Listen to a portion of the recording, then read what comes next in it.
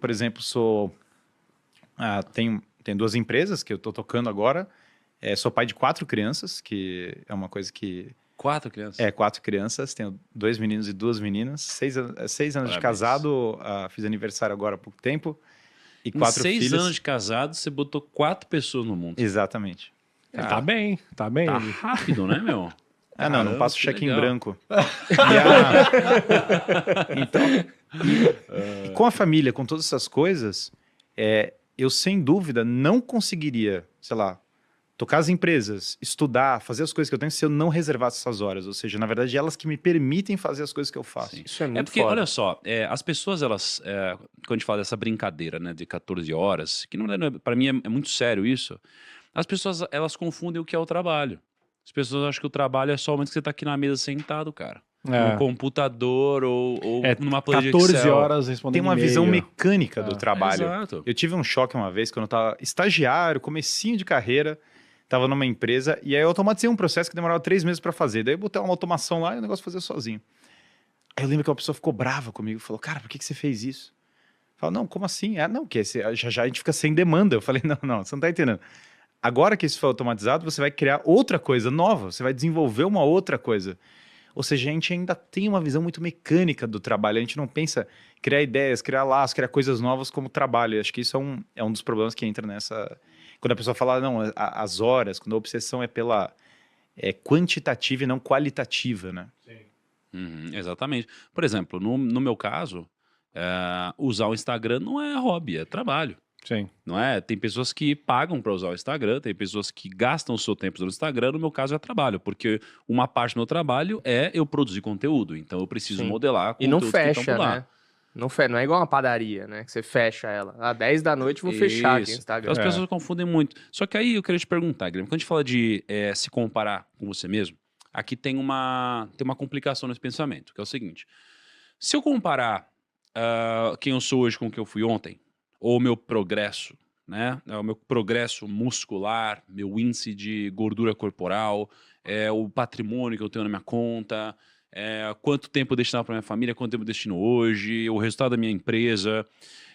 Mesmo que o meu resultado tenha sido muito ruim anteriormente, e eu tendo um resultado mediano hoje, que não é nada incrível, eu posso ter uma sensação de alguma forma de progresso ou prazer por me comparar, um certo conforto. Só que quando eu saio para o mundo e eu comparo o resultado que eu tive com outras pessoas ou outras corporações, eu posso entender que o meu resultado ele é medíocre, de fato. E quando a gente se encontra com esse tipo de comparação, a gente tem alguns tipos de reações. O tipo mais natural, eu imagino que seja algum tipo de frustração, de você olhar para alguém ou para alguma coisa muito melhor do que você. Só que para o meu perfil, quando eu olho para alguma coisa que pareça muito melhor do que eu sou, ou tive, ou apresentei, ou consegui, eu olho para isso sob uma ótica de desafio. E eu olho para isso e falo, cara, eu preciso conseguir esse negócio também. Seja lá qual for a minha motivação, ego, narcisismo, egoísmo, inveja, de alguma forma isso aqui motiva a ser melhor. E eu olho para isso, eu vejo que alguém já conseguiu, eu percebo que eu posso ser melhor do que essa pessoa de alguma forma e eu vou para cima e tenho mais resultado de fato, né? Então, por um lado, comparando com quem eu era antes, eu tenho uma sensação de prazer ou progresso. Por outro lado, comparar com alguma coisa que eu ainda não tenho me gera algum tipo de dor, mas também me traz movimento. O que você poderia refletir um pouco sobre essa relação? O Jordan Peterson até explica, fora do livro, numa palestra explicando o livro, ele comentou de uma coisa, até usou um exemplo engraçado, que um colega dele, né, virou e falou, não, eu tô toda hora me sentindo fracassado, me comparo com o meu colega de quarto.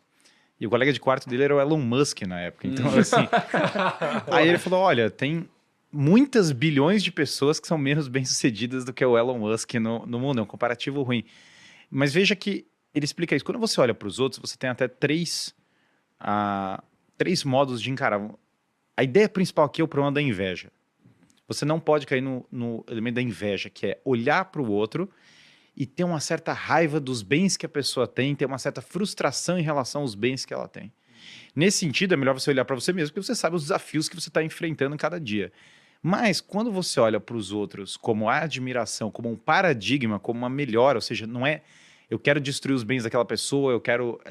aquilo serve como motivação. Então, ele fala, em absoluto, você, claro que tem que olhar para os outros de alguma maneira, mas quando você olha para os outros e você está sempre buscando a excelência, você é uma pessoa que busca excelência, você é uma pessoa que busca se desafiar, você tende a dissipar um pouco desse olhar de inveja e você fica até feliz com o sucesso dos outros, porque o sucesso dos outros é aprendizado para você. Então, se no sucesso dos outros você encontra uma motivação para sua melhora cada dia, perfeito, olhar para os outros não é um problema. Agora, é interessante essa reflexão, né? Porque você olhar para alguém que conseguiu algo que você ainda não tem ou teve um resultado que você busca, e isso daqui te fazer melhor, não necessariamente te faz emocionalmente sentir bem, porque às vezes a dor te faz, né, seguir em frente, ou até o próprio ego, né? O ego, eu fico refletindo sobre o quanto o ego é ruim de verdade. Porque eu ter um ego alto, ele vai me atrapalhar e me fazer sofrer, mas o ego alto também vai me fazer, em tese, conquistar mais, porque eu tenho esse desejo de alimentar o meu ego de alguma forma. Então você vê que o ego é uma coisa muito presente em pessoas que têm muito resultado, seja através da fama ou através de algum sucesso comercial. Agora, o ponto é, uma vez eu estava com essa dúvida exatamente sobre inveja, que foi esse ponto que você mencionou. A gente estava conversando com um amigo chamado Birman, né? Ele é bilionário, fundador da Arezzo, né? O pai dele fundou. E aí eu falei, Birman, como você faz para tratar a inveja, né? Porque às vezes você não controla a inveja, ela aparece, né? Não é tipo, eu quero ter, não quero ter. Ele falou, o segredo é você trocar a inveja pela admiração, né? E aí você consegue comemorar pela conquista dos outros e ainda assim se inspirar, né? Instigar, né? Existe um termo aí que sumiu um pouco do nosso vocabulário, existe a virtude da magnanimidade. É a sua capacidade de fazer grandes coisas, a sua capacidade de mirar em grandes sacrifícios. O ego não ajuda tanto a pessoa a crescer quanto a humildade, mas a humildade magnânima. Porque você tem existe muito por vezes aquela falsa humildade. Você fala, não, eu não consigo, eu não vou lá. Isso na parábola dos talentos é o cara que pega o talento e esconde. Fala, não, eu tenho medo do patrão, vou esconder o talento. Quando a pessoa arrisca e multiplica o talento, isso decorre em grande parte da humildade dela, de querer se reconhecer. Mas aí que tá. Quando você quer ser bem-sucedido só para ser admirado e reconhecido e não pela excelência de fato, há uma deturpação em você mesmo, porque você começa a se interessar pelo resultado per se e não pelo resultado no sentido em que ele te eleva e eleva as pessoas ao seu redor. Então são coisas diferentes. Uma coisa é crescer de maneira humilde e magnânima, que é uma arte, é uma dificuldade, é uma arte que um homem, para ser um homem maduro, de certo modo, né, o Aristóteles coloca o homem maduro como assim, o grande paradigma da vida, né? Você precisa estar toda hora buscando o equilíbrio em várias situações, mas é um equilíbrio forte, um equilíbrio corajoso, não um equilíbrio de quem se esconde embaixo da cama e fala, não, agora eu sou humilde. Isso é uma sátira da virtude, né? Eu acho que isso aí entra um pouco já na segunda regra, que é cuide de si mesmo como cuidaria de alguém sobre sua responsabilidade. Você tá meio que, tipo, cuidando. Se a gente falou aqui de saúde, falou um pouco de mentalidade, tipo, pô, trocar a inveja pela admiração. Isso. Ó, essa regra ela incentiva a autocompaixão e a autopreservação. Conhecer a si mesmo e saber para onde está indo. E aí várias vezes eu vejo aquela coisa, né? Assim, você está conversando com alguém, aí a pessoa ela te pede um conselho. E aí se você trocar essa posição e você falar assim, cara, que conselho você daria para si mesmo se você estivesse vindo de fora? Às vezes daqui muda completamente o ponto de vista dessa pessoa. Porque é muito mais fácil você dar um conselho pro outro ou até enxergar o defeito no outro do que o seu próprio. Sim, Não é? totalmente. Como que você enxerga essa regra, Pois Guilherme? se você... O Peterson até fala isso. Se você melhora você mesmo, você melhora as pessoas ao seu redor. As pessoas ao seu redor precisam que você seja a melhor pessoa que você pode ser. Tem um amigo meu, né, que é um empreendedor, e ele sempre fala isso, olha, eu gastei uma grana com consultoria, tinha especialista daquilo, tem burocracia disso, burocracia daquilo. Aliás, esse problema da burocracia nas empresas é um baita de um tema, né? Porque as pessoas criam departamento do outro negócio, o formulário azul, tinha um dos 12 trabalhos do Asterix, que era só o cara pegar um papel. Chega uma hora que o Obelix quebra o cartório inteiro para pegar o papel, né? E aí ele fala, não, ao invés de consultoria, eu comecei a melhorar a minha empresa quando eu melhorei, quando eu, como líder da empresa, passei a ser uma pessoa melhor.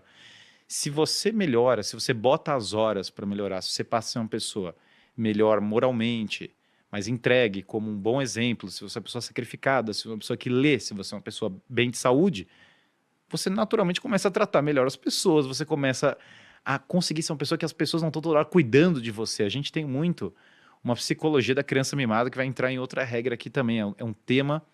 Psicologia da criança mimada é o nome de um capítulo de um baita livro do Richard Weaver chamado Ideias Têm Consequências. A nossa sociedade, por vezes, é só o conforto, é o favorecimento. O que você vai ganhar? É o doce para criança infinito. E na medida em que as pessoas querem sempre têm inconstância emocional, elas são pessoas menos propensas a poder liderar, a poder ajudar, a poder guiar.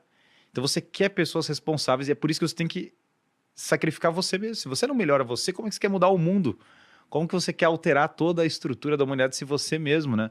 Não olha para o espelho e fala, caramba, eu vou cuidar. E ele fala, a gente tem a tendência às vezes de querer cuidar dos outros e não cuidar de nós mesmos, que a gente pensa assim, não. Também falsa humildade novamente, né? Não, eu não vou gastar tempo para mim, estou preocupado com os outros.